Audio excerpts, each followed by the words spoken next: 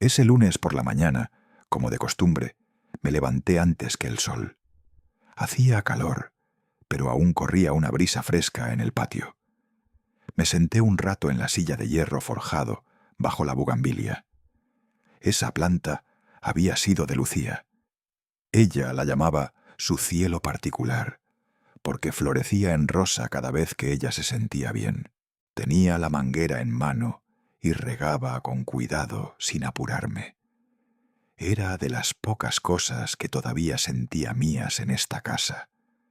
El agua salpicaba en el piso de cemento y yo me perdía en mis pensamientos. Fue entonces cuando escuché su voz, clara desde adentro. «Papá, ¿puedes venir un momento, por favor?» Apagué la llave, enrollé la manguera y me sequé las manos con el trapo viejo que siempre dejo colgado en el grifo. Crucé la puerta de la cocina, con el mismo rechinido de siempre. El piso aún estaba mojado. Nadie lo seca ya como lo hacía Carmen, la muchacha que nos ayudaba antes de que Isabella dijera que ya no era necesario. Isabella estaba sentada en el comedor. Llevaba su blusa blanca de lino y el cabello recogido con una de esas pinzas francesas. A su lado, Mauricio, con su camisa perfectamente planchada y el reloj que brilla más que el sol. La mesa estaba ocupada por una laptop, varias hojas impresas en color y 2 tazas de café humeante. «Papá, hemos estado revisando los gastos de la casa y creemos que lo justo sería compartirlos entre los 3.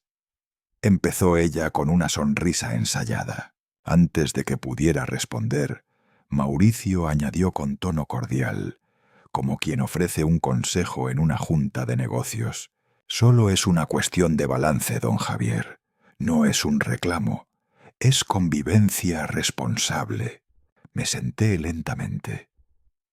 Frente a mí, una hoja con letras grandes decía: «Distribución equitativa de gastos del hogar. Propuesta mensual». Debajo, una tabla con cifras. Internet, 3.200 pesos. Sistema de filtrado de agua, 1.800. Electricidad y gas, 6.500. Grocery Lifestyle, 9.000. ¿Qué demonios es eso? Jardinería, 3.000. ¿Jardinería? Pero si yo podo, riego y barro cada hoja. Y más abajo, en negritas, total a pagar por persona, 39,167 MXN. Sentí una presión en el pecho, como si alguien me empujara desde adentro. Isabella se inclinó hacia mí, puso su mano sobre la mía. «Papá, sabemos que estás jubilado, pero también recibes tu pensión. No queremos que sientas que no aportas». No dije nada. Solo miré sus uñas pintadas con esmalte beige, perfectamente limadas. En otro tiempo, sus manos estaban llenas de tierra, ayudándome con los árboles de limón. Mauricio se levantó, fue a la cocina y volvió con más café. Se sirvió azúcar morena, revolvió con parsimonia y me sonrió. «Es solo una forma de equilibrar responsabilidades. Tú sigues siendo parte de esta casa». Levanté la vista y mis ojos se posaron en la repisa. Donde antes estaba el frasco de canela que usaba Lucía cada mañana, ahora había una botella de aceite de trufa, importada de Italia, y a mí me dolía comprar yogurt que no fuera en promoción. Isabella continuó como si nada. «De hecho, estamos viendo si podríamos contratar una señora de limpieza 2 veces por semana. Pero, claro, eso implicaría subir un poco los gastos». Apreté los labios. Me obligué a mantener el tono tranquilo. «Voy a revisar mis cuentas, luego les digo algo». Isabella asintió sonriente. Pero entonces, sin perder el ritmo, lanzó una última estocada. Si prefieres no pagar, también podríamos ver opciones más tranquilas para ti, como una residencia con asistencia, tipo retiro. Hay unas muy buenas en Ajijic. Me puse de pie, sin decir palabra. Caminé hasta la puerta del patio y salí. El sol ya estaba alto y el calor comenzaba a hacerse notar. Me senté en la banca de piedra donde Lucía leía sus novelas de Isabel Allende.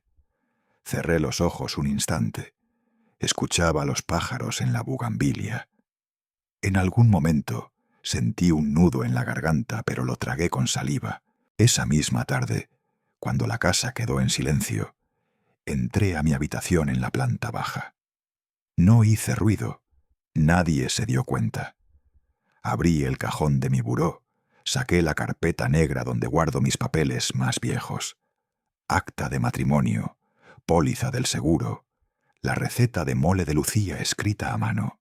Agarré también una caja pequeña de cartón con fotos, una libreta con mis notas del taller de lutería y la bufanda que me regaló Camila en un cumpleaños. Empecé a organizar todo en silencio. Me sorprendió lo poco que realmente necesitaba. Cuando cayó la noche, Mauricio estaba en el balcón hablando por teléfono con alguien del banco. Mencionaba algo sobre una inversión en Querétaro. Isabella se había metido a su habitación con su copa de vino blanco. Yo me senté frente a mi computadora antigua. Conecté el cable que siempre falla, abrí el navegador y busqué entre mis correos el último mensaje de don Arturo. Hacía casi un año que no hablábamos, pero aún tenía su número. Lo apunté en una hoja y lo guardé en el bolsillo de mi camisa. A las 22:37, el celular vibró. Un mensaje de Isabela. Papá, mañana podemos seguir hablando si quieres. Es por tu bien. Leí el mensaje 3 veces. Lo borré sin contestar. Me acosté en silencio. En la oscuridad, pensé en lo extraño que es que una casa pueda seguir siendo tuya en los papeles, pero sentir que ya no perteneces a ella. Me desperté antes del amanecer, como siempre. Eran las 5:30. A esa hora el silencio todavía es dueño de todo, salvo por algún gallo despistado o el crujido de la madera cuando piso descalzo. Me puse la camisa de cuadros que siempre dejo colgada detrás de la puerta del baño. Tomé la llave inglesa del cajón del lavadero y salí al patio. La noche anterior había notado una fuga en el grifo viejo junto a las bugambilias. Pensaba cambiarle la arandela, como lo había hecho ya tantas veces. Pero cuando llegué, me detuve en seco. El grifo no estaba. En su lugar, habían instalado una especie de cilindro brillante, moderno, sin manija. Acero inoxidable, con un sensor diminuto al costado. Me agaché, lo observé. No tenía idea de cómo funcionaba. Lo toqué con el dorso de la mano y no salió ni una gota. Me quedé un momento ahí, en cuclillas, contemplando ese artefacto sin alma, mientras las flores alrededor seguían vivas, ajenas a mi desconcierto. Supuse que había sido idea de Mauricio. Él siempre tiene soluciones más prácticas. Volví a entrar por la cocina. Quería café. No el de máquina, no el que hace ruido como si fuera una nave espacial. Yo quería el mío, el de olla, el de antes. Abrí la alacena, saqué la latita verde donde guardo el café molido que me traía don Efraín del mercado de la Cruz. Cuando busqué la cafetera manual que uso desde que Lucía y yo vivíamos en León, no la encontré. Miré hacia la encimera. La máquina italiana, blanca y reluciente, seguía allí. Al lado, un letrero digital decía: Locked, connect to app. Parpadeaba como burlándose de mí. Intuí que necesitaba una contraseña y un teléfono. Un teléfono que no era el mío. Me serví agua del garrafón. La tomé en silencio, de pie. Al fondo de la cocina, donde antes estaba la alacena de Lucía, con sus frascos de cristal y etiquetas escritas a mano, ahora había estantes flotantes, con tarros metálicos y bolsas selladas, todos con nombres en inglés: Organic Oats, Chia, Matcha. Nada que yo comiera. Subí lentamente al salón. Quería sentarme un rato, ver el noticiero, quizás revisar el suplemento cultural del periódico.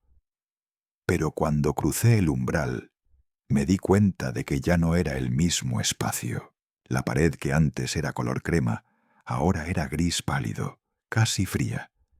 El cuadro de mi boda con Lucía ya no colgaba sobre el mueble. En su lugar, una pintura abstracta, enorme, con manchas negras y rojas que no entendí. Caminé despacio, revisando con la mirada cada rincón.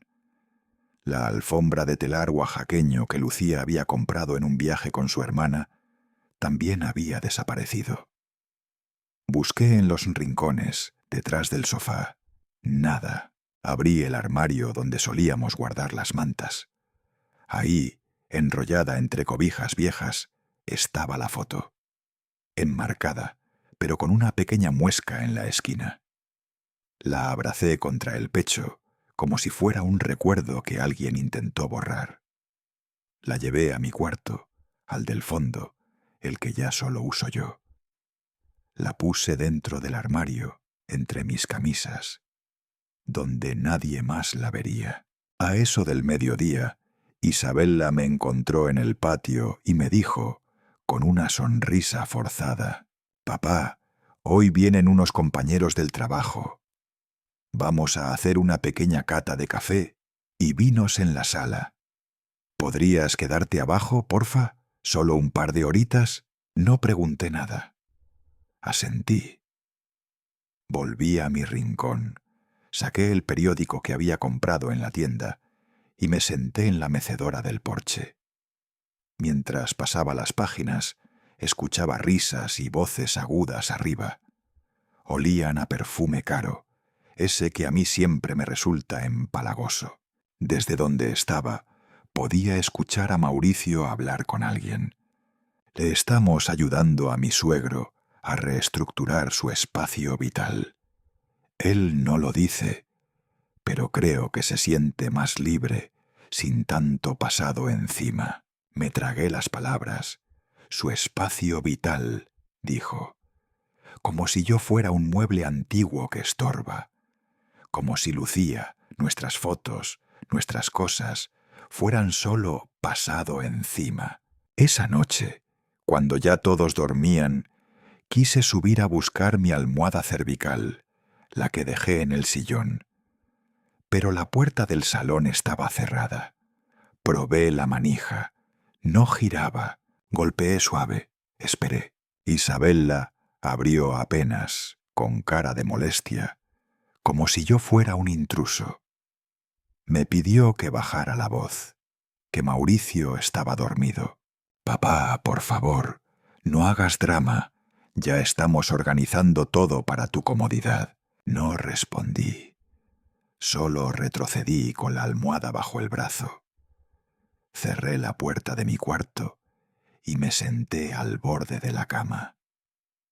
Me sentí como un huésped en la casa donde yo había vivido más de 40 años. Al día siguiente, apenas clareó, tomé mi bastón, una chamarra y salí. Caminé hasta la casa de don Arturo. Hacía tiempo que no lo visitaba, pero él siempre me dijo que su patio estaba abierto para mí. Cuando llegué, ya tenía el café puesto. Me senté bajo la sombra de su parra. Me sirvió sin decir palabra. «Te noto distinto, Javi», dijo al fin. Yo no respondí de inmediato. Observé el vapor que salía de la taza. El aroma a canela me recordó a Lucía, a la calma de antes. Entonces Arturo habló de nuevo, más bajo. La semana pasada vi algo raro. Mauricio estaba aquí afuera, con un tipo en traje. Se bajó de un coche que tenía un logo, algo de Evaluaciones Hidalgo. Levanté la vista. Entraron al jardín. El hombre sacó una tabla, una cinta métrica. Estuvieron tomando notas, midiendo, sacando fotos. No dije nada, solo apreté la taza con las dos manos. Arturo me miró con esa mezcla de compasión y rabia que solo los viejos amigos saben expresar sin palabras. Javi, esto ya no es una discusión de familia, esto es una estrategia. Se levantó, entró a la casa y volvió con algo en la mano. Era una tarjeta. Camila Ríos, abogada de familia y propiedad.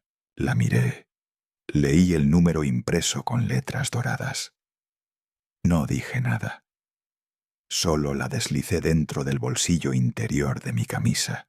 A la mañana siguiente, regresé a casa de Arturo poco antes de las 9. El sol apenas comenzaba a calentar el aire y lo encontré sentado en una banquita baja, con un pequeño cepillo en la mano, quitando el polvo entre las espinas de sus macetas de cactus. No lo interrumpí. Me quedé un momento observándolo desde la reja, sintiendo que aquel pequeño ritual suyo tenía algo sagrado, como si el mundo entero se redujera a ese instante de cuidado silencioso. Cuando levantó la vista y me vio, sonrió con los ojos, como siempre hacía, y dejó el cepillo a un lado. ¿Vienes en son de paz o traes más noticias malas?, bromeó, mientras se levantaba con cierta dificultad. Le tendí la bolsita de papel que traía en la mano. De la panadería La Estrella, le dije. Cuernitos con ajonjolí y un conchita de vainilla, como en los viejos tiempos. La tomó como si fuera un regalo precioso y soltó una carcajada suave. Esto merece una charla seria, con café de olla y todo. Entramos a su casa. Nada había cambiado allí. Las mismas repisas repletas de libros viejos, con olor a polvo y tinta. El mismo tocadiscos, cubierto con una manta de tela gruesa. Las aspas del ventilador de techo giraban lentamente, como si bailaran con el tiempo. Me senté en el sillón junto a la ventana, el que siempre había sido mi lugar, desde que Lucía y yo lo visitábamos los domingos después de misa. Arturo fue a la cocina y empezó a calentar agua en su olla vieja de peltre. El aroma del piloncillo y la canela pronto inundó toda la sala. Mientras el café se infusionaba, sacó de un cajón un folder manila delgado. Lo sostuvo un momento entre los dedos y luego me lo ofreció sin decir palabra. Estuve revisando unos papeles y recordé esto. Lo abrí con lentitud. Dentro estaba una copia desgastada del plano de nuestra casa, fechado en 1992. El año en que Lucía y yo por fin logramos titularla a nuestro nombre, después de años de pagar letra tras letra. Me detuve un momento en el dibujo del jardín, en los pequeños trazos que indicaban los árboles de durazno que Lucía había plantado. Sentí un nudo en la garganta. ¿Te acuerdas cuando le pusimos nombre a cada árbol?, murmuré. Arturo asintió. Luego se sirvió 2 tazas de café y me pasó una. El calor de la taza me reconfortó las manos. Tomé un sorbo y empecé a hablar. Le conté todo. Desde los detalles pequeños, la regadera que ya no era regadera, sino un chorro metálico frío activado por sensor, hasta las palabras punzantes escondidas entre frases amables. Hay que buscar algo más tranquilo para ti. Tu comodidad es nuestra prioridad. Arturo no me interrumpió. Solo asentía de vez en cuando y me servía más café sin hacer ruido. Su silencio era de los que escuchan con respeto, no de los que no tienen nada que decir. Cuando terminé, él dejó su taza sobre la mesa con cuidado. Se levantó, buscó su teléfono y marcó un número sin consultar la libreta. «Camila, soy Arturo», dijo con un tono más formal que de costumbre. «Tengo un caso para ti, y no es sencillo». Me extendió el teléfono. Dudé un segundo antes de tomarlo. «¿Bueno?», dije, sintiendo la garganta un poco seca. «Buenos días. ¿El señor Morales?», respondió una voz femenina, clara y firme. «Arturo me ha contado un poco. ¿Podemos vernos hoy mismo?». Acordamos encontrarnos en el Café Menta Verde a las 3 de la tarde. Era un lugar discreto, con mesas de madera y un aire tranquilo. Lo conocía porque Lucía y yo solíamos ir allí en sus últimos meses, cuando salíamos del consultorio del doctor para darnos un gusto. Ella siempre pedía el té de jengibre con miel. Llegué 15 minutos antes. El lugar estaba casi vacío. Solo una pareja de estudiantes con sus laptops y una mujer mayor tejiendo en un rincón. Elegí una mesa junto a la ventana, donde el sol de la tarde formaba manchas doradas en el piso de barro. Desde allí podía ver la calle, los coches que pasaban, y sentirme parte del mundo, aunque fuera solo por un rato. Camila Ríos llegó puntual. Llevaba el cabello recogido en un moño sencillo, un traje color terracota y unos lentes de marco fino. No traía bolso, solo una tablet en una funda oscura y un cuaderno de notas. Me saludó con un apretón de manos, firme, sin exageraciones.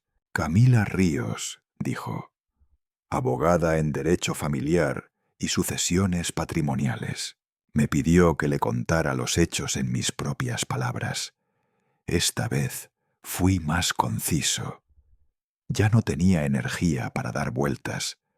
Le conté lo necesario, lo que dolía.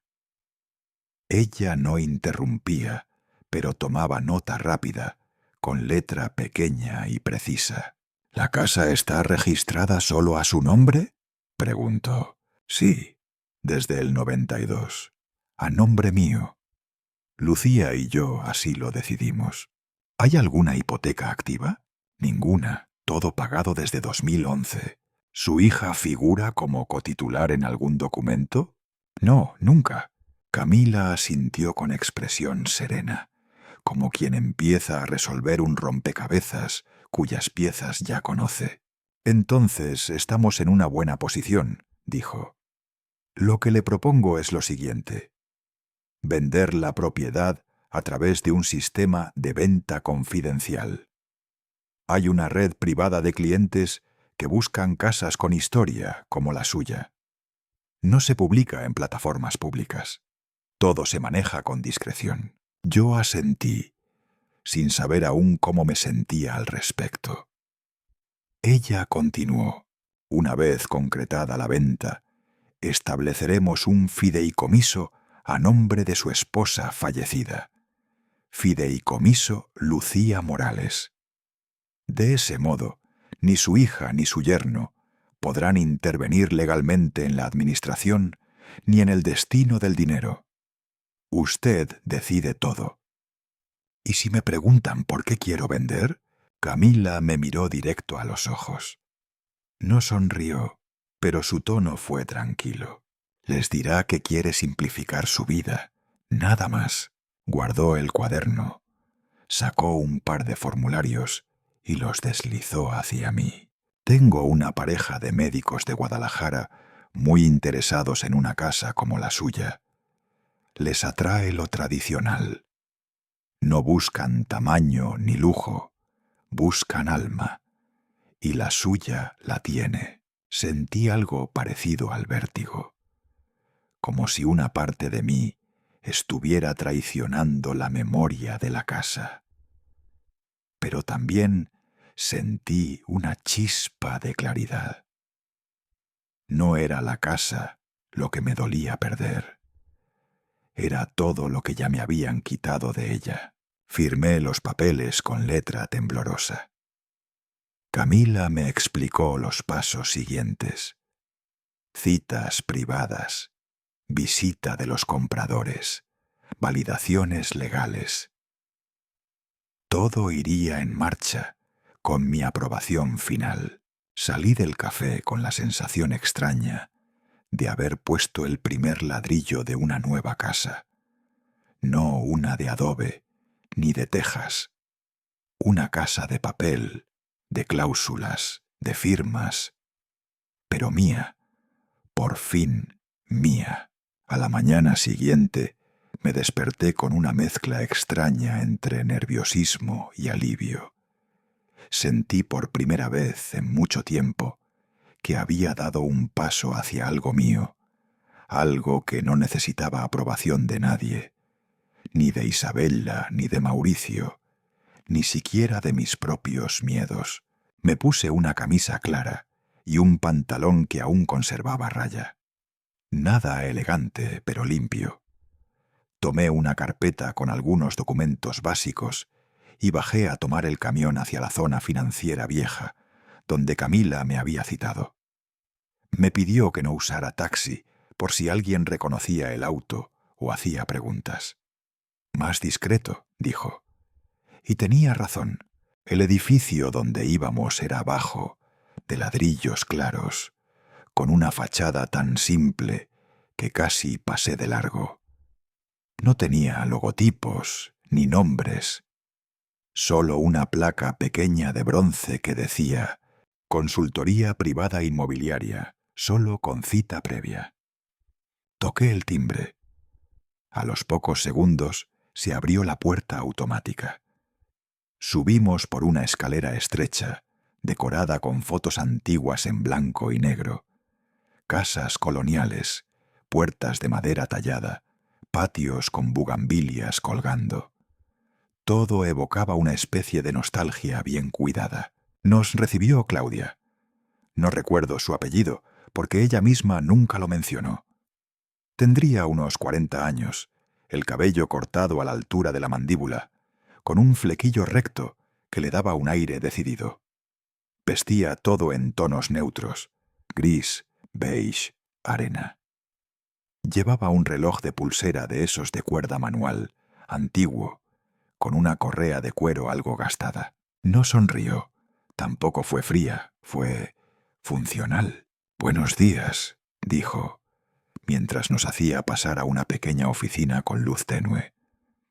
«¿Entonces esta es la casa?» Camila le explicó la situación en términos legales. Yo apenas hablé, observando los libros alineados por color, las carpetas etiquetadas con letras muy precisas y un cuadro pequeño con una frase que decía: «Lo invisible es lo más valioso». Cuando Camila terminó, Claudia me miró directamente a los ojos y preguntó: «¿Está dispuesto a no decirle a nadie hasta que se firme la venta?» Asentí sin vacilar. Ella no dijo nada más. Solo sacó su tableta y empezó a buscar mi dirección en Google Maps. Encontró la imagen de la fachada, algo desactualizada, pero aún fiel. Puerta de hierro original, tejado rojo colonial, patio con mosaicos antiguos. «¿Y estas ventanas?» «Las hice yo», respondí sin pensar. Y Lucía las barnizó a mano. 3 capas.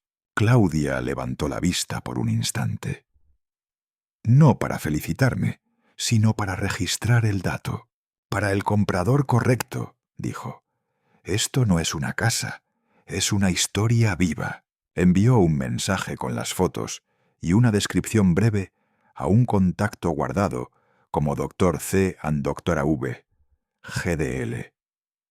Me explicó que eran 2 médicos jubilados que buscaban una casa con alma en San Miguel de Allende. Después de la pandemia, querían vivir donde aún se escuche el viento. Mientras tanto, Camila ya tenía lista la primera versión del fideicomiso. Fideicomiso Lucía Morales. Me explicó que yo sería el beneficiario vitalicio, lo cual significaba que tendría acceso total a los fondos, pero nadie más podría tocarlos, ni siquiera con poderes notariales, ni dividirlos, ni heredarlos a la fuerza. Me sentí protegido, como si por fin hubiese puesto un candado a lo único que todavía era mío. Firmé el borrador y luego pasamos a los papeles de la promesa de compraventa. Mientras Claudia revisaba los documentos, vi que usaba un bolígrafo antiguo, de esos que tienen el cuerpo de metal plateado y la punta gruesa. Era casi igual al que usaba Lucía para escribir las listas del supermercado o anotar los menús de Navidad. Un recuerdo simple, tonto incluso. Pero me apretó el pecho. ¿Cuál es el rincón que más le duele dejar?, preguntó Claudia sin levantar la cabeza. Respondí con sinceridad, sin pausa. La cocina. Ella decía que el alma de la casa estaba donde huele a pan caliente. Hubo un silencio breve. Claudia asintió. Escribió algo más en su tableta y luego propuso una fecha para la visita. Jueves a las 4 de la tarde. Solo una vez. Solo los doctores. Y solo si Isabela y Mauricio estaban trabajando. Acepté. Era perfecto. Camila, entonces, sacó una hoja más. Era sobre cuentas bancarias. Me preguntó con suavidad: ¿quiere que también bloqueemos su cuenta conjunta antigua por si acaso? Me quedé quieto. Esa cuenta todavía estaba activa. No la habíamos cerrado cuando Lucía falleció. Dudé, lo admití. Camila no insistió, pero me miró con ese tipo de atención que no necesita palabras. Revíselo, don Javier. A veces lo que creemos olvidado sigue latiendo sin que lo sepamos. Terminamos la reunión cerca del mediodía. El sol ya caía fuerte sobre los adoquines del centro. Agradecí a ambas mujeres y salí con la carpeta bajo el brazo. No sentía prisa, pero tampoco quería volver a casa, así que caminé. Caminé unas cuantas calles hasta llegar al Parque Juárez, donde me senté en una banca bajo una jacaranda. Observé a una niña pequeña intentando atrapar mariposas con las manos. Me recordó a Camila cuando era niña. Siempre decía que si atrapaba una, le pediría que le contara un secreto. Regresé a casa de Arturo esa noche. Me había invitado a cenar y no quise decirle que ya había comido un pan de dulce por la tarde. En su cocina, el olor a arroz con leche llenaba el aire. Mientras él revolvía una cazuela, yo me puse a revisar la bolsa donde guardábamos documentos antiguos. Era una bolsa de tela verde que Lucía usaba desde los años 90. Allí estaban copias de escrituras, recibos de predial, hasta un catálogo de casas del año en que construimos la nuestra. Al fondo de la bolsa, entre 2 sobres doblados, encontré uno sin abrir. Era del Banco Banorte. El matasellos decía: enviado hace 3 semanas. Mi nombre estaba escrito en mayúsculas, sin y familia, sin atención a la señora Lucía. Solo mi nombre. Lo sostuve entre los dedos sin abrirlo todavía. Algo me dijo que no era una simple notificación. Era algo que había estado esperando mi atención sin alzar la voz. Como tantas cosas que dejamos en pausa, confiando en que el tiempo, por sí solo, lo resolverá todo. Pero el tiempo no resuelve. El tiempo solo pasa. Y esa noche, mientras Arturo ponía la mesa y hablaba de un libro nuevo sobre migración y memoria, yo seguía mirando ese sobre, como si pudiera ver a través de él, pensando si lo abría ahora, o si prefería, por una vez en mi vida, cenar tranquilo antes de enfrentar lo que fuera que me esperaba dentro. Aquella noche, cuando llegué a casa de Arturo, llevaba conmigo el viejo portafolios de Lucía. El tejido de lona, que alguna vez fue verde oliva, ahora era de un tono desvaído entre mostaza y gris. El asa estaba algo floja, y la cremallera rechinaba como si se quejara por tantos años de silencio. Mientras Arturo calentaba el guiso de frijoles con carne que había preparado esa tarde, yo me senté en la mesa del comedor, bajo la lámpara de techo, con luz amarillenta, y empecé a revisar cada compartimiento del portafolios. Dentro había facturas antiguas, recetas escritas a mano con letra menuda de Lucía, y sobres clasificados por banco, año y tipo de documento. Nada me preparó para lo que encontré en la cuarta carpeta, al fondo del todo. Un sobre grueso, con una franja roja y letras negras que decían: Banorte, comunicaciones importantes, no desechar. Algo en el sobre me dio mala espina. El papel tenía una textura distinta, más rugosa, como si hubiese estado guardado en un lugar húmedo. Lo abrí con cuidado, despegando la solapa lentamente. Dentro había un estado de cuenta reciente, de una cuenta que yo estaba seguro que ya no existía, la cuenta conjunta de Lucía y mía, la misma que creí haber cerrado después de su fallecimiento. Deslicé los ojos por las líneas de movimientos y me quedé helado.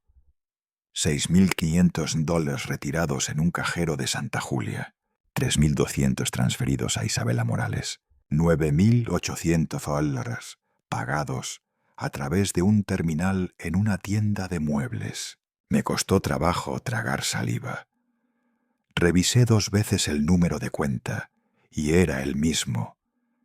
Mi nombre y el de Lucía aparecían en la parte superior. Pero yo no había tocado esa cuenta en más de 2 años. Arturo, que ya había servido 2 platos humeantes, se acercó y leyó por encima de mi hombro. Su reacción fue directa. Posiblemente alguien encontró la tarjeta o la renovó. Asentí. Pero había un detalle que me dejó aún más intranquilo. Las horas de cada movimiento coincidían con momentos en los que yo estaba en casa o dormido. Fui a buscar mi billetera. Hacía tiempo que no la revisaba completa. En el compartimento de tarjetas viejas, donde creía que seguía guardada la de esa cuenta, ya no estaba. La habían tomado sin que me diera cuenta. Llamamos a Camila. Escuchó sin interrumpir y al final dijo con voz firme: «Mañana en la mañana, primerísima hora, vamos al banco». Mientras tanto, bloqueé la tarjeta. Así lo hice. Apenas amaneció, me presenté en la sucursal Banorte de la calle Hidalgo. El empleado, un muchacho de unos 30 años, me atendió con respeto al ver mi rostro serio y mis manos temblorosas. Revisó la cuenta y tras unos minutos frente al monitor me informó: «Señor Morales, la tarjeta fue reexpedida hace 5 meses, con firma electrónica actualizada». Tragué en seco. ¿Y quién solicitó la reposición? El joven se excusó un momento y regresó con una carpeta. Abrió una página escaneada y me la giró para que la viera.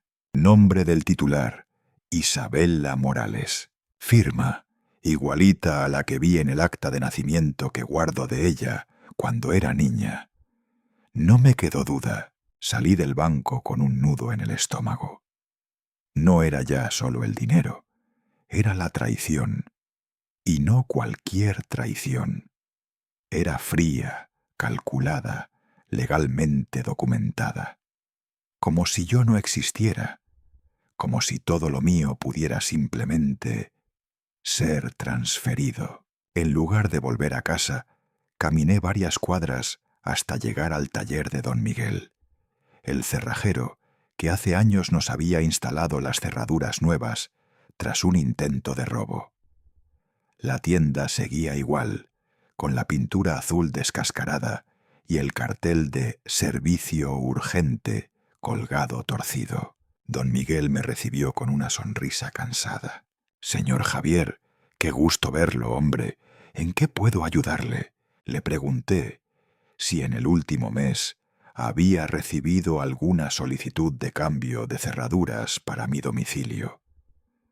El hombre se rascó la cabeza un momento y luego chasqueó los dedos. «Ah, claro. Un joven vino hace como 4 semanas. Alto, cabello corto, barba recortada. Dijo que era para su suegro, que necesitaba renovar todo por seguridad. Andaba en una SUV negra. Muy amable, eso sí. Sentí cómo se me apretaba el pecho. ¿Dejó nombre?». Miguel revisó su cuaderno. Apuntes a mano, con fechas y montos. «Aquí está, Mauricio R». Le pedí una copia de la factura. Miguel me la entregó y al notar mi expresión, bajó la voz. «Perdóneme, don Javier, pensé que era familia». «¿Me equivoqué?». «No», le dije forzando una sonrisa. «Se equivocó él». Agradecí, salí del taller y caminé sin rumbo fijo hasta llegar al Parque Central. Me senté en una banca de piedra bajo un árbol de jacaranda. Las flores caídas pintaban el suelo de violeta. Llamé a Camila, le conté todo: la tarjeta, la cuenta, la cerradura, la factura. Ella escuchó en silencio hasta que finalmente preguntó: «¿Hay alguien que viva en la casa que pudiera dar testimonio?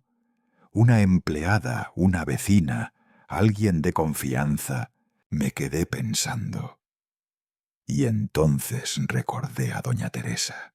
Había trabajado con nosotros más de 15 años. Ella cuidó a Isabela cuando era pequeña, ayudó a Lucía en sus últimos meses y después de su muerte se retiró. Nunca volvimos a hablar. Busqué en mis contactos antiguos y encontré su número. Crucé los dedos y marqué. Al tercer timbrazo, una voz femenina contestó, lenta pero firme. «Bueno, doña Teresa, soy Javier Morales». Hubo un silencio largo. Casi escuché su respiración agitada. «Señor Javier, yo quería hablar con usted hace tiempo, pero no sabía si debía. Le pedí vernos. Acordamos encontrarnos a la mañana siguiente en la panadería La Fina, junto al mercado. Un lugar discreto, de confianza. Ella misma solía comprar pan allí todos los sábados. Esa noche, al volver a casa de Arturo, me encerré en la habitación que él me había cedido. Abrí el viejo baúl de madera donde guardo las cosas que aún conservo de mi familia. En medio del desorden de álbumes y cajitas, encontré una foto que me hizo temblar. Lucía estaba frente al horno, con las mangas arremangadas, vigilando una bandeja de pan. Isabela, con apenas 5 años, la abrazaba por la cintura, con la cara enterrada en su delantal. Me senté en la cama, con la foto en las manos, y por primera vez en semanas lloré. No por el dinero, no por la casa, sino por el abismo que se había abierto entre aquella niña que abrazaba con amor y la mujer que ahora firmaba con mi nombre para borrar mi existencia. Llegué al café La Fina 15 minutos antes de la hora pactada. El sol apenas comenzaba a calentar los adoquines del mercado, y el olor a pan dulce recién horneado se mezclaba con el del café tostado. Me senté junto a la ventana, en una de esas mesas de madera que crujen cuando uno se acomoda. Tenía las manos sobre las rodillas, apretadas, mientras mis ojos se perdían en la calle, esperando ver aparecer esa silueta tan conocida y a la vez tan lejana en el tiempo. Doña Teresa llegó puntual, como siempre lo había sido en casa.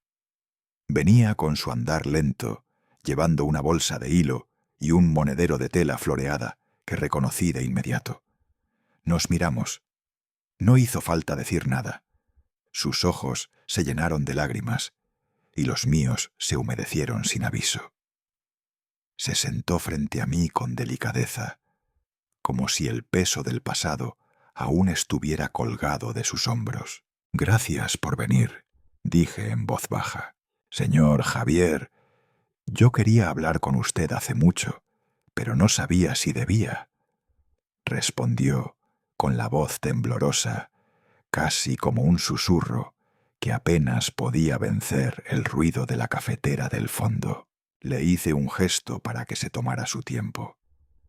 Pedí 2 cafés y un panecillo de nata que sabía que le gustaba. Ella me sonrió con tristeza y luego, como si hubiera ensayado ese momento durante meses, comenzó a hablar. Después de que falleció la señora Lucía, yo seguí yendo a la casa. Usted estaba muy mal y pensé que podía ser útil aunque fuera en silencio. Pero al tercer mes llegó la señorita Isabella con maletas y cajas. Asentí. Yo también recordaba ese día. Pensé que mi hija volvía para estar cerca de mí, para cuidar de la casa de su madre. ¡Qué ingenuo! Al principio me alegré. Pensé que quería estar con usted, acompañarlo. Pero, una semana después, me pidió que dejara de preparar los platillos favoritos de la señora Lucía, que ya era hora de cambiar el ambiente. Le temblaban los dedos al sostener su taza. Luego empezó a cerrar las puertas. Mauricio llegó 2 días después. Apenas saludaba. Un día instaló una cerradura nueva en la sala y no me permitió volver a entrar allí. Me dijo que era su espacio privado. Mi garganta se cerró. Ya conocía esa parte, pero lo que vino después me dejó helado. Una tarde, mientras barría cerca del pasillo, escuché a la señorita Isabella hablando por teléfono en voz baja. No pude evitar oír, decía, «Él no durará mucho. Tiene la presión alta y ya está confundido a veces». Me apretó el corazón como una garra invisible. Doña Teresa se quedó en silencio, mirando sus manos, como si reviviera cada palabra. «¿Está segura de lo que escuchó?» «Sí, don Javier». Esa frase no se me va de la cabeza. Me sentí culpable por no haberle dicho nada antes. Pensé que estaba malinterpretando. Pero luego vinieron más cosas. Tomó aire, bajó la voz. Un día, la señorita Isabella me pidió que fuera a la farmacia a comprarle unas medicinas. Me dijo que vendría alguien a evaluar unas cosas de la casa. Me pareció raro, pero obedecí. Cuando regresé, había 3 hombres dentro, midiendo, tomando fotos, apuntando cosas. Cuando les pregunté, uno dijo que eran amigos arquitectos. ¿Y ellos se identificaron? No. Y cuando los vi salir, llevaban una carpeta donde alcanzaba a leerse un nombre, Dr. Emiliano Cruz. Me quedé rígido. Ese era el mismo doctor que, según Claudia, estaba interesado en comprar mi casa. ¿Estás segura? Lo vi con mis propios ojos. La carpeta estaba sobre la mesa. Luego Una semana después, la señorita Isabella me dijo que ya no hacía falta que volviera. No me dio razón. Solo dijo que estaban haciendo ajustes. Doña Teresa buscó algo en su bolsa. Sacó un pequeño pañuelo de lino, cuidadosamente doblado. Esto es de la señora Lucía. Me lo dio un par de semanas antes de fallecer. Me dijo, si algún día Javier lo necesita, dáselo. Lo abrí con cuidado. Adentro, envuelta como un tesoro, había una llave antigua. Reconocí de inmediato el diseño. Era del cajón que Lucía siempre mantenía cerrado con llave en su rincón del armario. Gracias, Teresa, de verdad. Le pagué el desayuno y la acompañé hasta la esquina. Ella me abrazó fuerte, como si también llevara años conteniéndose. Volví a casa solo, con el corazón revuelto. Subí directo a la habitación. El armario de Lucía seguía igual, con su olor tenue a lavanda y madera vieja. Encontré el cajón. Metí la llave, giré con suavidad. Abierto. Dentro había un cuaderno de tapas blandas, gastado por el uso. Era su cuaderno de gastos, donde apuntaba hasta el último centavo que entraba y salía de casa. Pero también había otra cosa. Una carta sin abrir, con mi nombre escrito a mano. La abrí. La letra era inconfundible.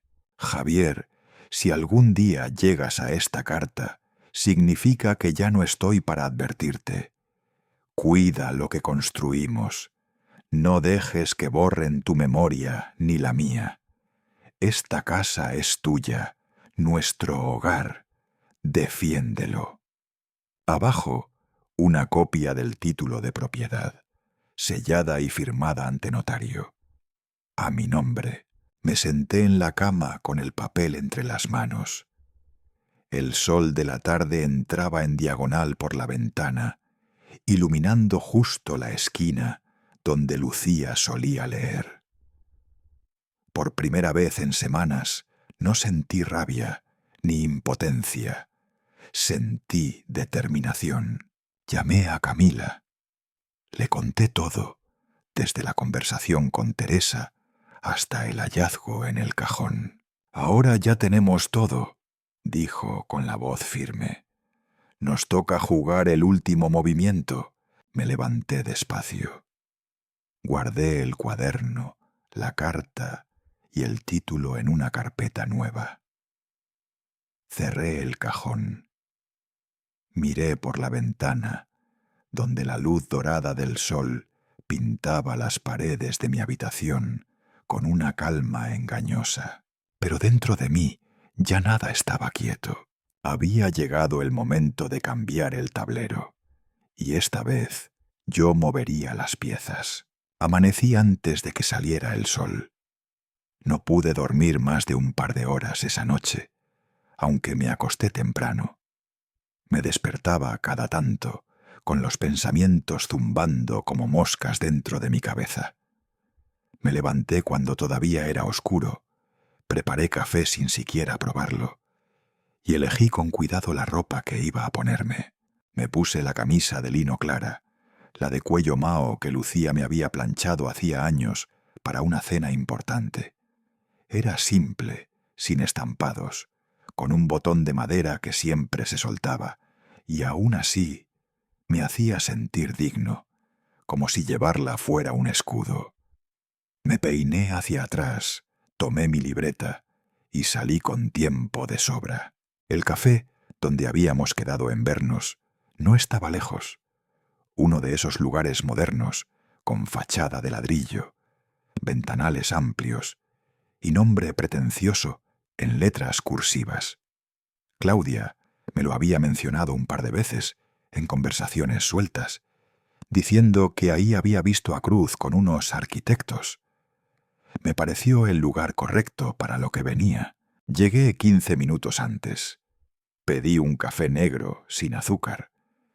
Me senté en la mesa junto a la ventana, desde donde podía ver la calle y, en cierto modo, controlar el tablero.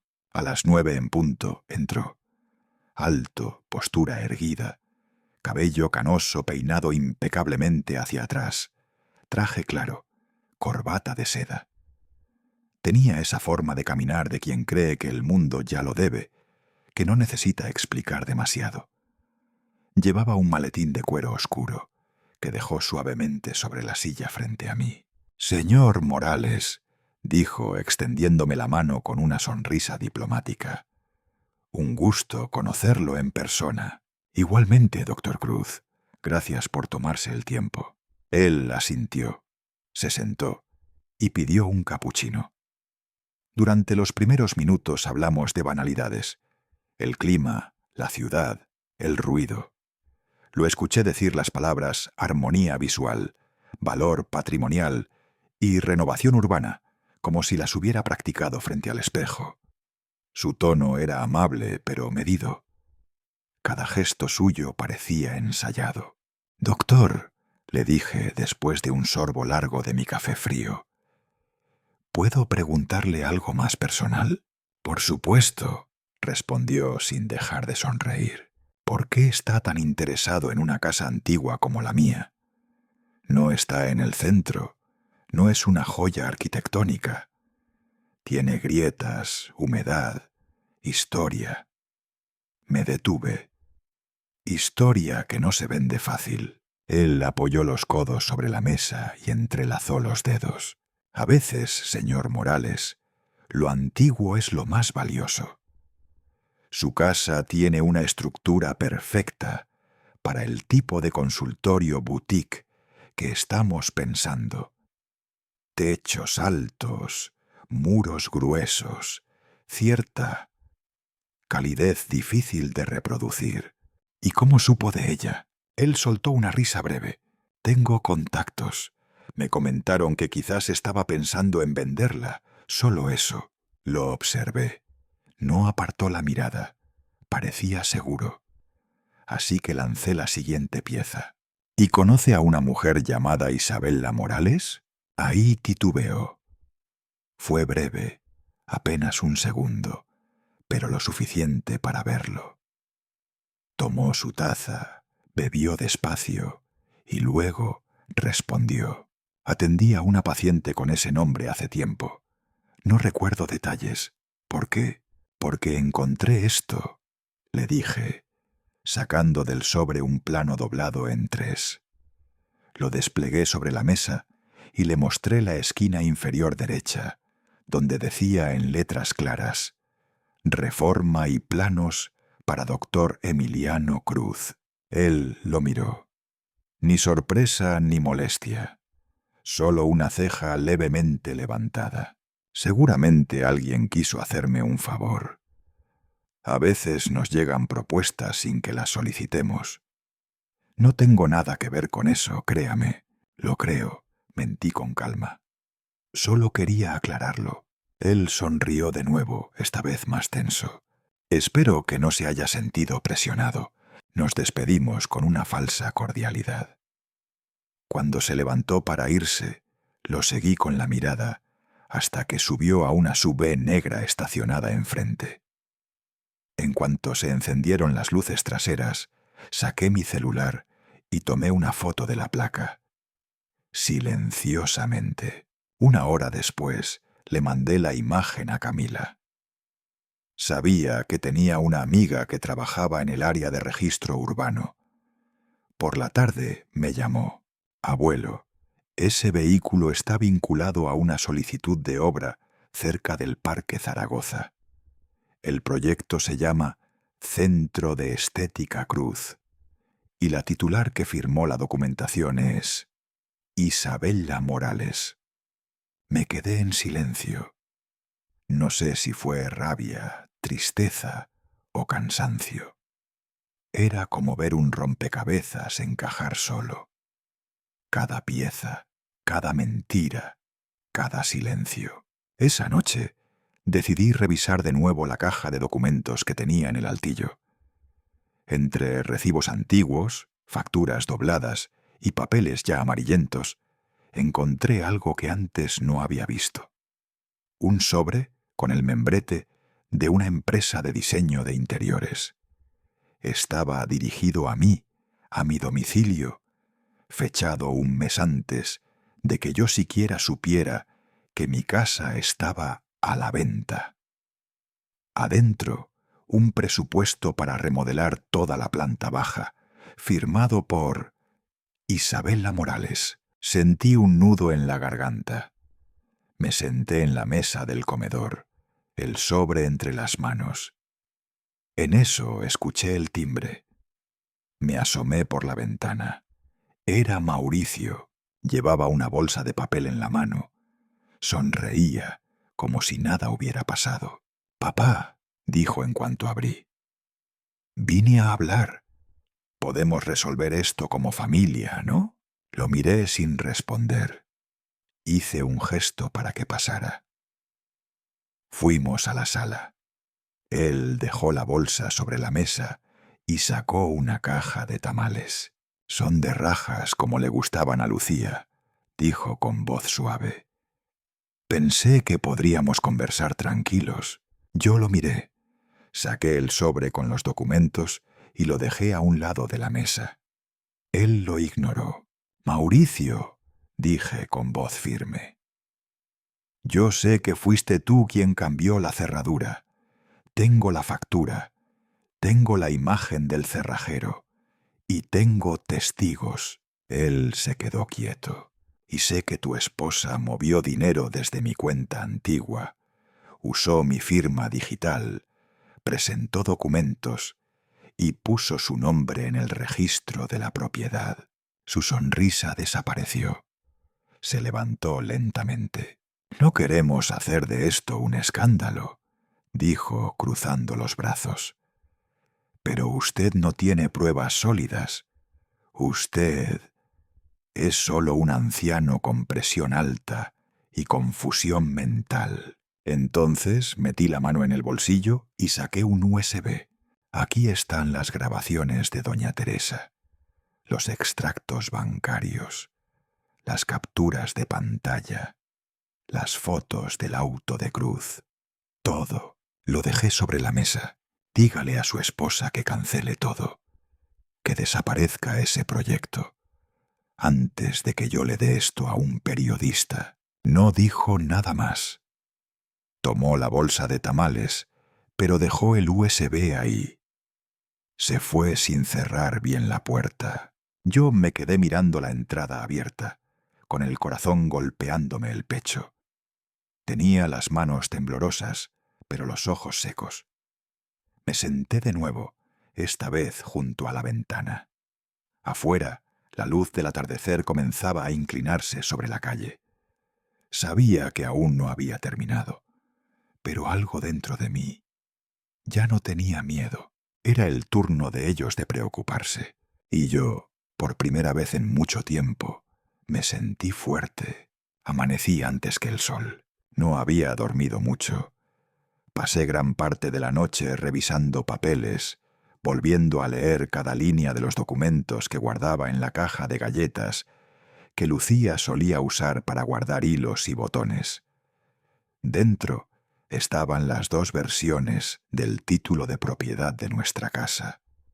Una firmada hace más de 30 años, cuando la compramos con todo nuestro esfuerzo, y la otra con tinta fresca, falsificada, sucia de traición.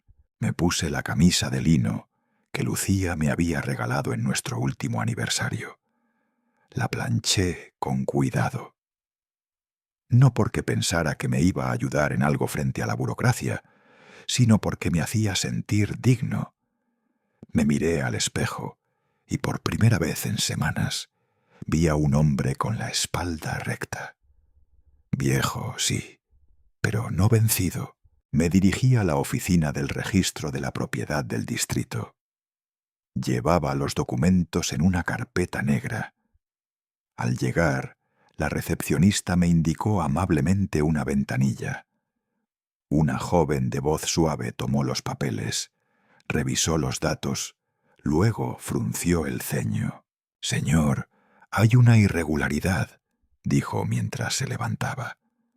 «Voy a llamar a mi supervisor». El hombre que apareció momentos después tenía bigote fino y ojos cansados. Se presentó como el licenciado Barrera. Me pidió que lo acompañara a su oficina. Cerró la puerta y me ofreció asiento. «Las dos escrituras tienen el mismo número de folio», me explicó.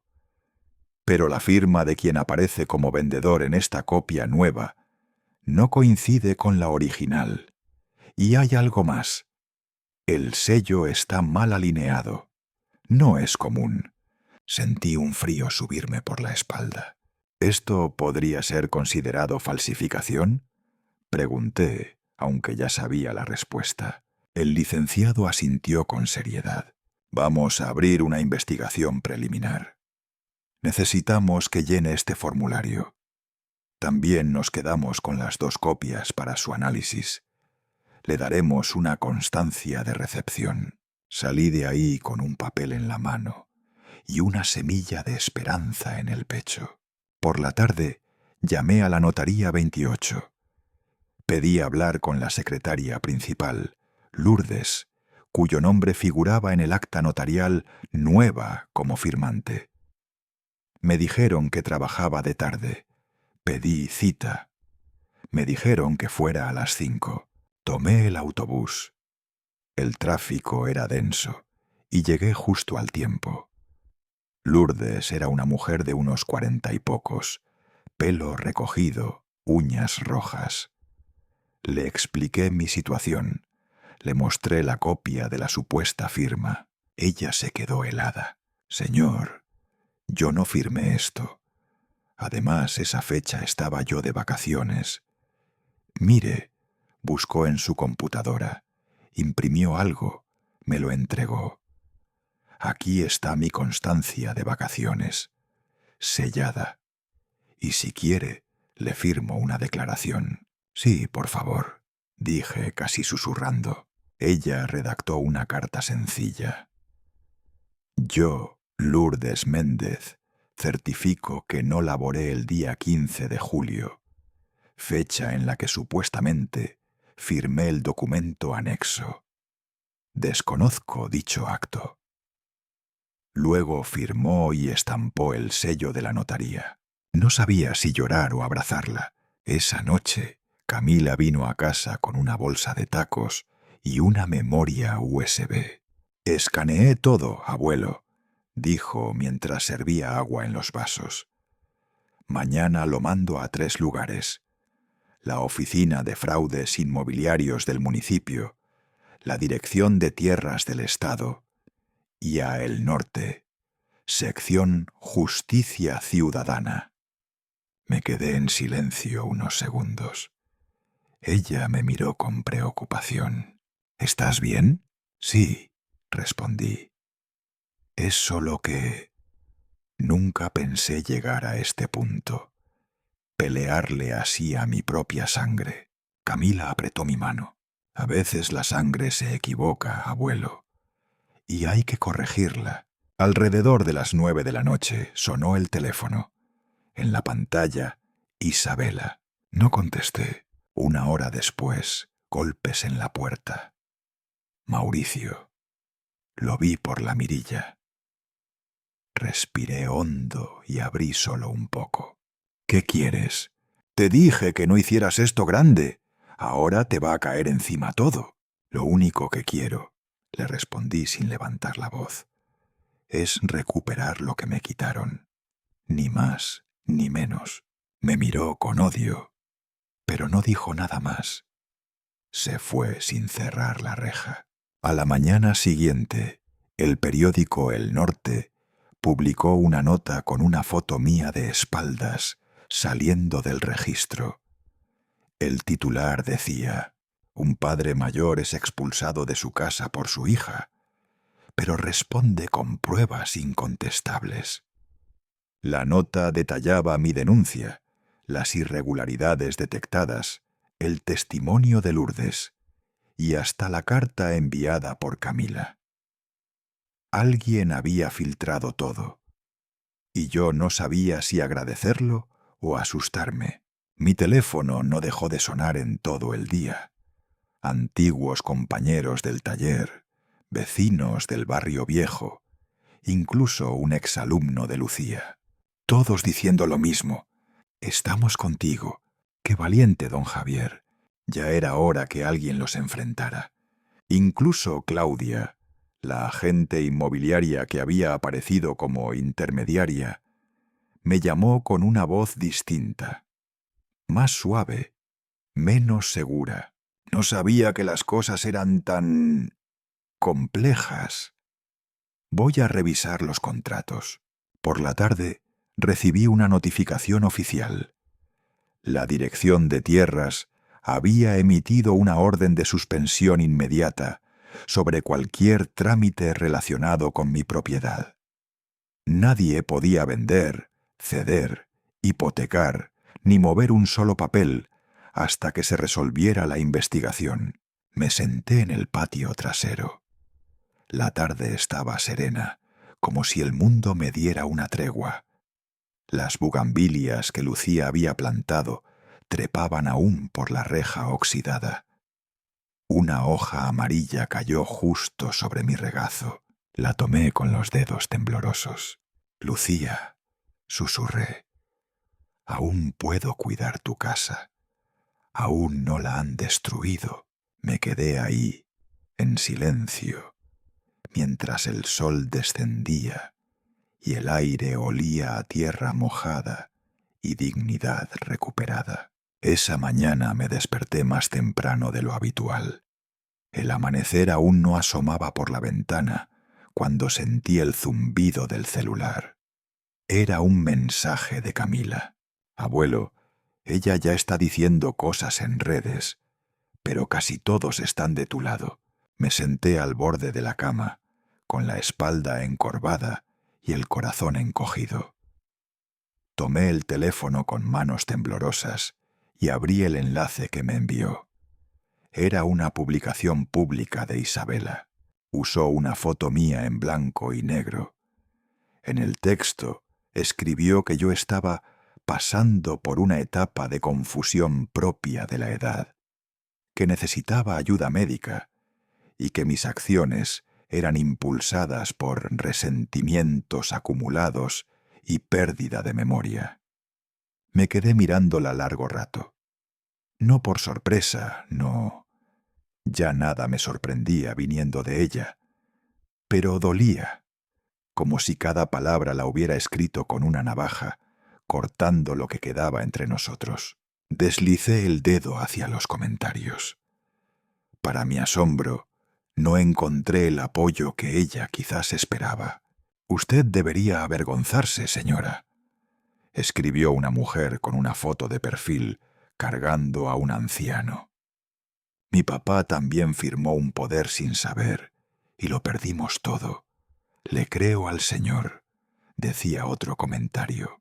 Había decenas, cientos, personas mayores, jubilados, trabajadores que alguna vez confiaron en su propia sangre y terminaron traicionados.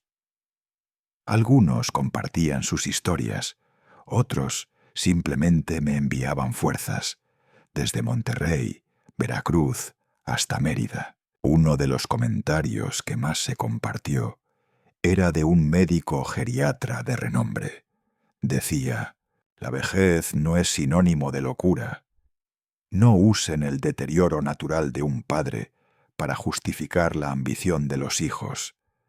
Es un abuso, no un malentendido».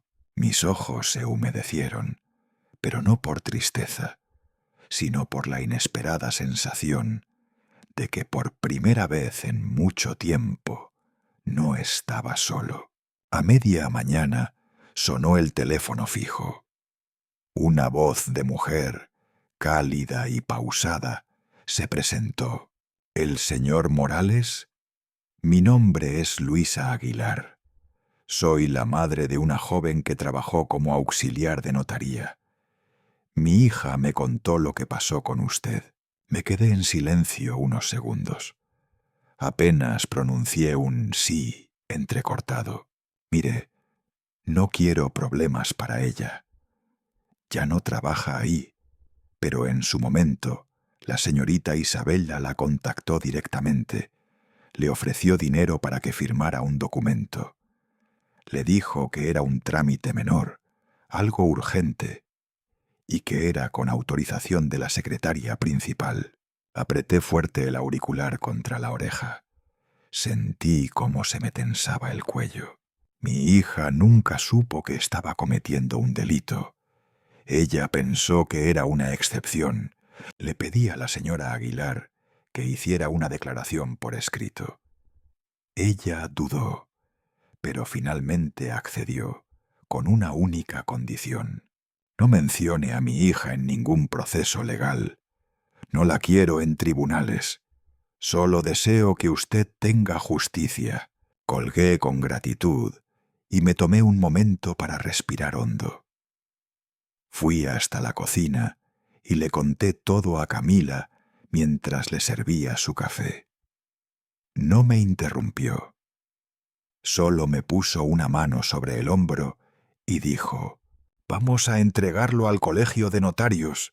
Ellos no pueden ignorar esto». Esa misma tarde presentamos una denuncia formal ante el ente de fiscalización notarial. Camila se encargó de todo, mientras yo observaba en silencio, con una mezcla de orgullo y tristeza. Verla ahí, al pie del cañón, me hacía pensar en cómo habría sido Isabella si hubiera tomado otro camino. Horas después, recibí una notificación. Una cita con la Dirección General de Notarías para el día siguiente. Cuando llegué al edificio, me senté en la sala de espera. El ambiente era estéril. Los relojes no parecían avanzar. El aire acondicionado zumbaba como si quisiera cubrir las conversaciones a puertas cerradas. Y entonces los vi. Isabella, impecable como siempre, con su vestido color marfil, el cabello recogido con elegancia. A su lado, Emiliano Cruz. Ambos salían del despacho del director, conversando en voz baja. Ella me vio de reojo, pero desvió la mirada. Yo hice lo mismo, no por vergüenza, sino por respeto a mí mismo. Minutos después, se me acercó un hombre de traje gris, con una sonrisa fingida. «Señor Morales, algunos consideran que este asunto podría resolverse sin escándalos. Hay voluntad de llegar a un acuerdo». «¿Qué tipo de acuerdo?», pregunté, ya sabiendo la respuesta. «Retirar los expedientes, cancelar la investigación. A cambio, la otra parte también cierra todo trámite pendiente». Sonreí, una sonrisa real pero vacía. No vine por acuerdos, vine por la verdad. Tomé de su mano el documento que confirmaba la suspensión temporal de la transferencia de la propiedad. Me puse de pie, le di la espalda y me marché sin mirar atrás. Aquella noche llovió. Y no fue una llovizna pasajera. Era como si el cielo también quisiera llorar. El agua se filtró por la grieta antigua del techo, justo en el rincón donde Lucía tenía su altar de flores secas. Subí al desván en busca de un balde. Al mover una caja de fotografías, encontré algo que no había visto en años: la invitación original al matrimonio de Isabella en París. Era blanca con letras doradas. Al centro decía: «Con orgullo presentamos a Isabella Morales, hija de Lucía Morales, la mujer más maravillosa del mundo». No decía nada de mí, ni una palabra. Me senté en el suelo, la espalda apoyada contra la pared. Escuchaba el goteo del agua caer en el balde de plástico. Tic, tic, tic. La casa estaba en penumbras, solo alumbrada por la lámpara del pasillo. En ese instante me sentí más acompañado por los retratos amarillentos de mi juventud que por la sangre de mi sangre. No lloré, ya no me quedaban lágrimas, solo un silencio largo, espeso. Uno de esos silencios que llenan la casa entera. A la mañana siguiente, antes que saliera el sol, agarré lápiz y papel. Escribí una carta breve, con letra firme, clara, sin adornos. Luego la pegué con cinta en la puerta principal. Debajo, en una hoja más grande, escribí con marcador negro: esta casa pertenece a un padre y a los recuerdos de una madre. Me quedé parado frente a la puerta, leyéndolo en voz alta. Lucía, pensé, ojalá estés viendo esto desde donde estés.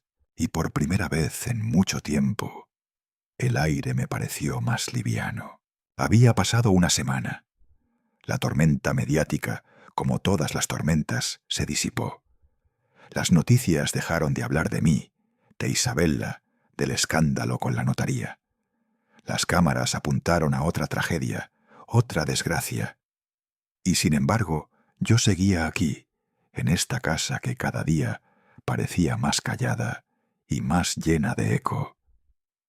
Pero ya no era el silencio del abandono, era otro silencio, uno que yo mismo había elegido. No fue que todo se resolviera. Nada se resolvió del todo. Pero yo decidí no seguir peleando desde el rencor. Me levantaba temprano, preparaba café con canela como le gustaba a Lucía. Me sentaba en el porche a ver el sol subir entre los tejados oxidados del barrio. Había vuelto a respirar sin apretar los dientes. Camila me ayudó a publicar un anuncio nuevo sobre la casa. No era para venderla, ni siquiera para alquilarla como vivienda.